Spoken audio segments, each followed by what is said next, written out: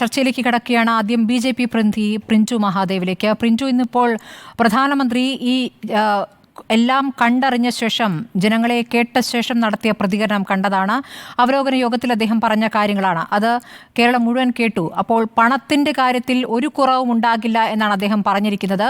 കേരളം ആവശ്യപ്പെടുന്ന രീതിയിൽ തന്നെയുള്ള സഹായം പ്രധാനമന്ത്രി കേന്ദ്രത്തിൽ നിന്ന് ഉറപ്പു നൽകിയാണ്. പക്ഷേ ആ തുക 2000 കോടിയുടെ സഹായം എന്നുള്ളതാണ് കേരളത്തിൻ്റെ ആവശ്യം.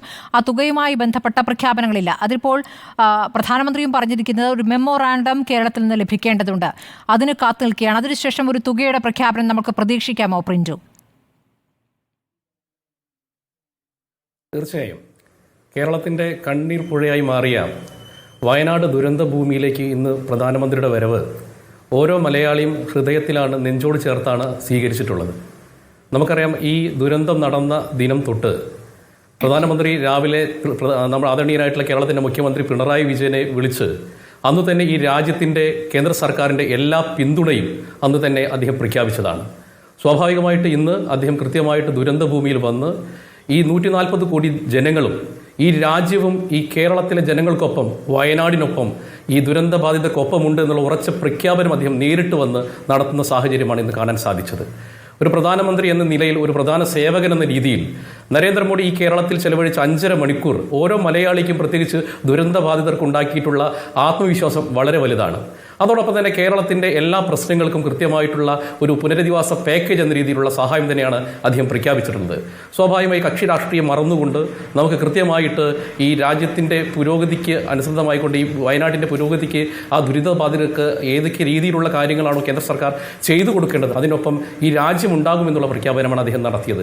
അദ്ദേഹം ഇന്ന് നടത്തിയിട്ടുള്ള കൃത്യമായിട്ട് ദുരന്ത ഭൂമിയിലേക്ക് അദ്ദേഹം കാൽനടയായിട്ടാണ് സഞ്ചരിക്കുന്നത്. അതോടൊപ്പം തന്നെ അദ്ദേഹം ബെയിലി പാലത്തിലേക്ക് പോകുന്ന സാഹചര്യം നമ്മൾ കണ്ടു. ആ സമയത്ത് തൊട്ടടുത്ത് നിൽക്കുന്ന വെള്ളാർമല സ്കൂളിലേക്ക് അദ്ദേഹം പോകുന്നു. അത് കഴിഞ്ഞ് ഈ പുനരധിവാസ ക്യാമ്പ് സന്ദർശിക്കുന്നു. അതോടൊപ്പം തന്നെ നമുക്കറിയാം, ഏറ്റവും പ്രധാനപ്പെട്ട ഇന്ന് അദ്ദേഹം നടത്തിയിട്ടുള്ള ഒരു പ്രഖ്യാപനം, നമ്മൾ മാധ്യമപ്രവർത്തകർക്ക് അത് റിപ്പോർട്ട് ചെയ്തു. അനാഥരായിട്ടുള്ള 2 മക്കൾ, ഹാനിയും അതോടൊപ്പം തന്നെ ലാവണ്യയും, അവരെ നെഞ്ചോട് ചേർത്ത് പിടിച്ചുകൊണ്ട് നിങ്ങൾ അനാഥരല്ല, ഈ രാജ്യത്തിൻ്റെ മക്കളാണെന്നുള്ള ഉറച്ച പ്രഖ്യാപനമാണ് പ്രധാനമന്ത്രി നടത്തിയിട്ടുള്ളത്. അപ്പോൾ എല്ലാ അർത്ഥത്തിലും തകർന്നടിഞ്ഞ വയനാടിന്, മലയാളിക്ക് ആത്മവിശ്വാസം നൽകുന്ന രീതിയിലുള്ള ഇന്നത്തെ അദ്ദേഹത്തിൻ്റെ സന്ദർശനം എല്ലാ അർത്ഥത്തിലും നമ്മുടെ കേരളത്തിന് ഗുണകരമായി മാറും. വയനാടിൻ്റെ പുനരധിവാസ പാക്കേജ് അനുസൃതമായിട്ട് കേരളം എന്താണോ പറയുന്നത് അത് നൽകാനുള്ള എല്ലാ സാഹചര്യവും സൃഷ്ടിക്കും എന്നുള്ളതാണ് പറയാനുള്ളത്. പ്രിൻറ്റു, സാധാരണഗതിയിൽ ഈ പ്രളയം പോലുള്ള ദുരന്തങ്ങൾ ഉണ്ടാകുമ്പോൾ അത് ഒരു സംസ്ഥാനത്തിൻ്റെ ഒരു വലിയ ഭാഗത്തെ തന്നെ ബാധിക്കുന്നു. അതിനനുസരിച്ചുള്ള സഹായം ബീഹാർ അടക്കമുള്ള സംസ്ഥാനങ്ങൾക്ക് അങ്ങനെയാണ് ലഭിച്ചിട്ടുള്ളത്. ഇപ്പോൾ നമ്മളെ സംബന്ധിച്ചിപ്പോൾ ജീവനുകൾ പൊരിഞ്ഞതിലാണ് വലിയ കണക്ക്, 400-ലധികം വരുന്നു ഔദ്യോഗിക കണക്ക്. ഇനിയും വരാനിരിക്കുന്നു. കൃത്യമായ കണക്ക് എടുക്കണമെങ്കിൽ ഇനി DNA പരിശോധനയുടെ റിപ്പോർട്ട് അടക്കം വരണമെന്ന് മുഖ്യമന്ത്രി പറയുകയാണ്. പക്ഷേ നമ്മളെ സംബന്ധിച്ച വലിയ കണക്കാണല്ലോ ഇപ്പോൾ അനൗദ്യോഗികമായി തന്നെ പുറത്തു വന്നിരിക്കുന്നത്. പക്ഷേ ഒരു ചെറിയ മേഖലയാണ്. ചെറിയ മേഖല എന്ന് പറയുമ്പോൾ 3 വാർഡുകൾ, ഒരു പഞ്ചായത്തിലെ 3 വാർഡുകളെയാണ് കാര്യമായി ബാധിച്ചിരിക്കുന്നത്. അപ്പോൾ ആ നിലയ്ക്ക് നോക്കുമ്പോൾ, പുറത്തുനിന്ന് നോക്കുമ്പോൾ അതൊരു ചെറിയ സംഭവമാണെന്ന് തോന്നാം. പക്ഷേ ഇന്നിപ്പോൾ പ്രധാനമന്ത്രി അവിടെ നടന്നു കാണുകയാണ്. ചൂരൽമല അടക്കമുള്ള സ്ഥലങ്ങളിൽ നടന്നു കാണുന്നു. ഈ സ്കൂൾ നിന്ന സ്ഥലം ചെന്ന് കാണുന്നു. അപ്പോൾ അവിടെയൊക്കെ നേരത്തെ എങ്ങനെയായിരുന്നു എന്ന് കൃത്യമായി ഉദ്യോഗസ്ഥർ വിശദീകരിക്കുന്നുണ്ട്. ഓരോ മേഖലയും നേരത്തെ എങ്ങനെയായിരുന്നു എന്ന് കൃത്യമായി പറയുന്നുണ്ട്. അപ്പോൾ നടന്നു കണ്ട ശേഷം ഉള്ള വിലയിരുത്തൽ, ഒരു ചെറിയ പ്രദേശത്തെയാണ് ബാധിച്ചത്, പക്ഷേ അത് വലിയ രീതിയിലാണ് ബാധിച്ചത് എന്ന വിലയിരുത്തലേക്ക് തന്നെ കേന്ദ്രം എത്തുമോ എന്നതാണ് ഏറ്റവും പ്രധാനം. കാരണം മറ്റു സംസ്ഥാനങ്ങൾക്ക് ലഭിക്കുന്ന ദുരന്ത നിവാരണ പാക്കേജിൽ നിന്നും തുലം കുറവാണ് നമ്മൾ ആവശ്യപ്പെട്ടിരിക്കുന്നതും. പക്ഷേ അതിൻ്റെ ആഘാതം വലുതാണ് എന്നുള്ളത് പ്രധാനമന്ത്രിക്ക് ബോധ്യപ്പെട്ടു എന്നാണോ മനസ്സിലാക്കേണ്ടത് പ്രിൻറ്റു? തീർച്ചയായും. അല്ല, അതിനകത്ത് കൃത്യമായിട്ട് നമുക്കറിയാം, 3 വാർഡിനകത്ത് ഒതുങ്ങി നിൽക്കുന്ന ഒരു സംഭവമായിട്ട് മാത്രമല്ല ഇതിനെ കാണുന്നത്. വയനാട് ജില്ലയെ ബാധിക്കുന്ന മുഴുവൻ ഒരു പ്രത്യേക വിഷയമായിട്ട് തന്നെയാണ് കേന്ദ്ര സർക്കാർ ഇതിനെ കാണുന്നത്. അതുകൊണ്ടാണല്ലോ ഒരു പുനരധിവാസ പാക്കേജ് എന്ന് പറയുന്നത്. ഇപ്പോൾ നോക്കൂ, 2000-ഓളം പേര് ഇപ്പോൾ ക്യാമ്പിനകത്തുണ്ട്. സ്വാഭാവികമായിട്ട് നമുക്കറിയാം, ഒരു ഗ്രാമം തന്നെ മറ്റൊരു ഭാഗത്തേക്ക് പറിച്ചു നടന്നൊരു സാഹചര്യമാണ് ഉണ്ടാകേണ്ടത്. ഇനി വരും കാലങ്ങളിൽ ഇത്തരത്തിലുള്ള ദുരന്തങ്ങൾ വരാൻ സാധ്യതയുള്ള ഒരുപാട് പ്രദേശങ്ങൾ വയനാട്ടിലുണ്ട്. അപ്പോൾ സ്വാഭാവികമായിട്ട് ആ അർത്ഥത്തിൽ എല്ലാ കാര്യങ്ങളെയും ശാസ്ത്രീയമായിട്ട് പരിസ്ഥിതി ലോല പ്രദേശങ്ങളിലടക്കം ഇത്തരത്തിലുള്ള വിവിധ വിഷയങ്ങൾ വയനാട്ടിനകത്തുണ്ട്. എല്ലാ കാര്യങ്ങളെയും കൃത്യമായി കൊണ്ടുകൊണ്ടുള്ള വയനാടിൻ്റെ സമഗ്രമായിട്ടുള്ള ഇത്തരത്തിലുള്ള വിഷയങ്ങൾ ആവർത്തിക്കാതിരിക്കാനുള്ള ഒരു പാക്കേജ് തന്നെയാണ് കേന്ദ്ര സർക്കാർ പ്രഖ്യാപിക്കുക എന്നുള്ള കാര്യത്തിൽ യാതൊരു സംശയം വേണ്ട.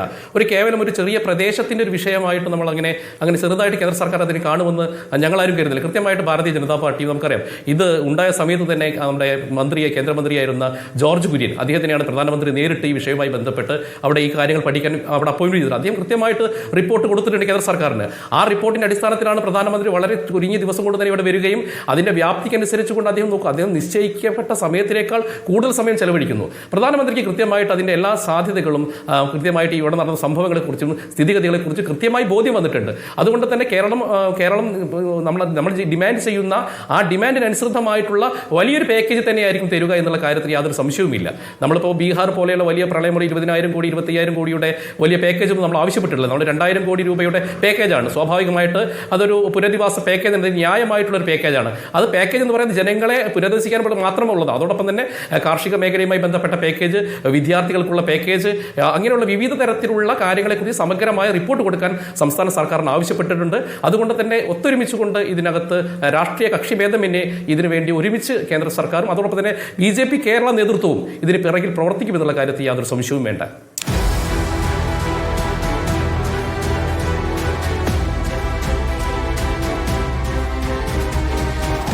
ഡിബേറ്റ് വിത്ത് സ്മൃതി പരുത്തിക്കാട്.